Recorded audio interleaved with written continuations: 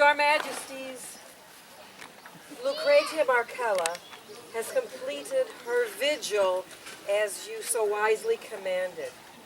Therefore, this day, once again, I beg the boon that she be made now a companion of the Order of the Laurel. Okay, call forth the candidate. Their Majesties, summon forth Lucretia Marcella.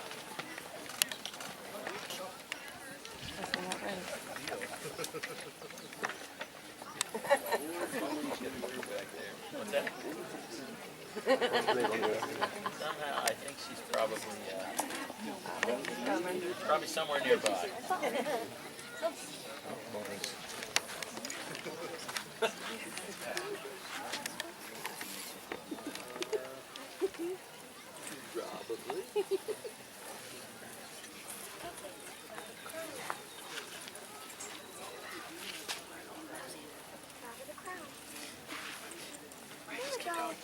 There we go.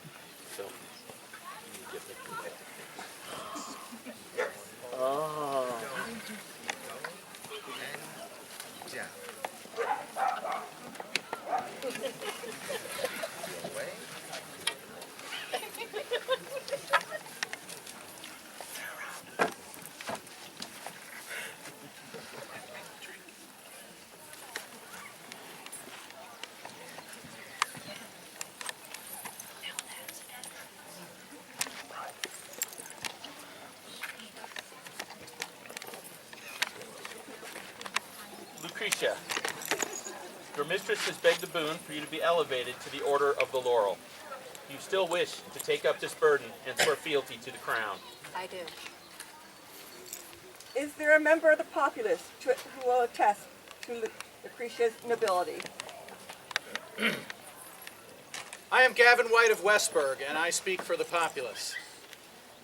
Lucretia teaches us about one of our earliest time periods, and I would like to speak of her interaction with time. For example, she was a member of the Order of the Evergreen for a very short time. It was only for 5 or 10 minutes that she was an evergreen before she was put on her laurel vigil. Perhaps a record time? Time. She is generous with her time and with her research. When time seems too slow and others might be bored, she remains friendly and good-natured. She is approachable at all times, and this helps her maintain the enthusiasm of others for her research. She spends time helping me and others live the dream, both in and out of the SCA.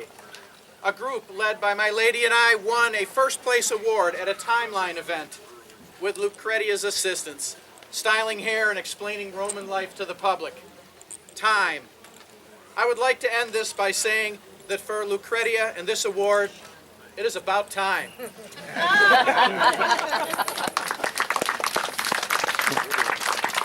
Is there a Master of Defense who will speak to Lucretia's courtesy? We've been saying it wrong all this time. If it please you, I would claim that honor. Of course, Master Peter. I'm Master Peter Grove von Bremen, Baron of the Court, Master of Defense. I've known this fine lady for many years, camping with her at Penzic, sharing many stories, many jokes. But I would speak about a thing you've heard me speak about before for other candidates. Something that her descendants may have called sprezzatura. the cultivated effortlessness with which she goes about her activities. This might seem odd considering how much she teaches, how much she makes, how much she does. But every student of the sword, like myself and my brothers and my sisters, understand that the classical world is the root of art, of natural philosophy, of mathematics, and those all require great, deep, and diligent study. This study, this lady has already done, and makes so readily and easily accessible to all the rest of us. And it looks effortless. And those who have done some small part of the work know just how deep that smooth current runs. Your Majesty, she is most assuredly my peer, and I thank you. Thank you, Master Peter. Is there a companion of the Order of the Pelican who will attest to Lucretia's service? If I may, Your Majesties. Yes. My name is Master Justice Macratane. I am the Kingdom Seneschal for the mightiest kingdom in the known world. I am a master of the Order of the Pelican. I would speak to her service. When she came to our group, I knew her by a different name. And she came and blended right in, jumping into the opportunities to help, do events, to run A&S, attend meetings, and then beyond. She started going to other events and doing things. If you could see her hair standing high upon her head, she goes around to events and spends her days doing this for others so that they may look awesome.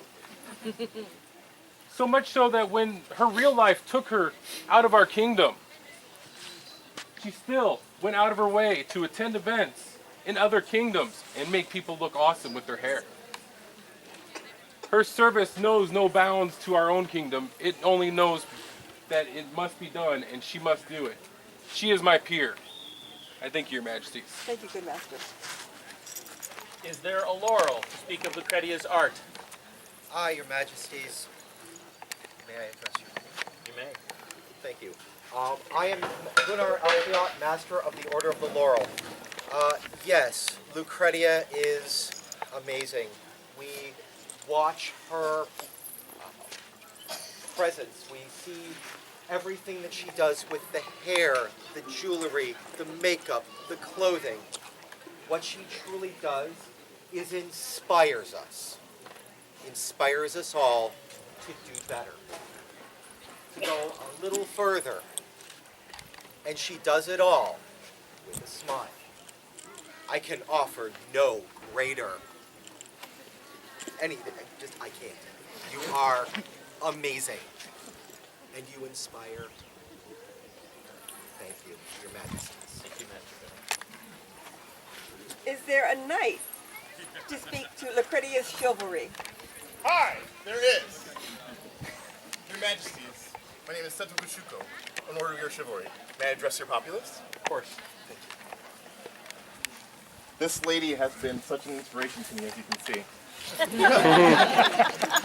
I wanted to speak on her behalf as far as one of the levels, or let's say virtues. Most people know prowess for knights.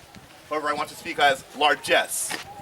Largesse is very important and often forgotten. It is something that we give to others, to our kingdom, to our friends. This woman gives herself and everything about her art to us each and every day. If you need your help with anything, she will help you, as everyone said. She has helped me once before on my path as a squire to becoming a knight. I remember one time we talked. She said, "So, how close are you to becoming a knight?" I'm not sure. Hopefully close. But you fight like a demon. You're nice to everyone. It's only a matter of time. That had a great impact on me. I will never forget. And I've heard stories of you with your wonderful jewelry. Kids looking at it and be like, "Oh, mommy, I want this." And you say, "Here, have this, kids. It's all right." And they're like, "Can I help you?" Like, "No, take this, please." Appreciate it. Enjoy it. You are a peer, and have always been a peer in my house. Thank you, Majesties. Thank you. Is there a royal peer to speak to Lucretia's grace? Yes, Your Majesties, if you would allow me. Of course. I am Countess Katerina de Brine. Today I am honored to have been chosen to speak on behalf of Lucretia, and I'm honored to call her my friend. I met Lucretia at an out-of-kingdom event when she made a point of complimenting me on my admittedly pitiful first attempt at a Roman outfit. She was generous with her praise. She directed me to some period jewelry to round out my ensemble, and she gently pushed me to up my hair game. Through the ensuing years, as I have watched her up her entire Roman game, I have been continually impressed with her in every aspect. People often ask, what are the duties of a royal peer? I believe that a royal peer must be at all times kind and courteous, supportive of the endeavors of others, free with his or her knowledge, and be an example of generosity and a calm port in any storm. Lucretia embodies these ideals in her very person and in every action she takes. For these reasons and many more, I would wholeheartedly commend Lucretia to your majesties as worthy of inclusion in your order of the Laurel. Thank you, Your Excellency. Herald, call forth the order of the Laurel. Their Majesties, command the presence of the most noble order of the Laurel.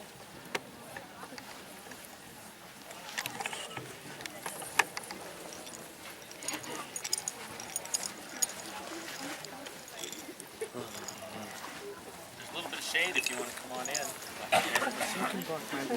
If you like standing in the sun, it's okay with us.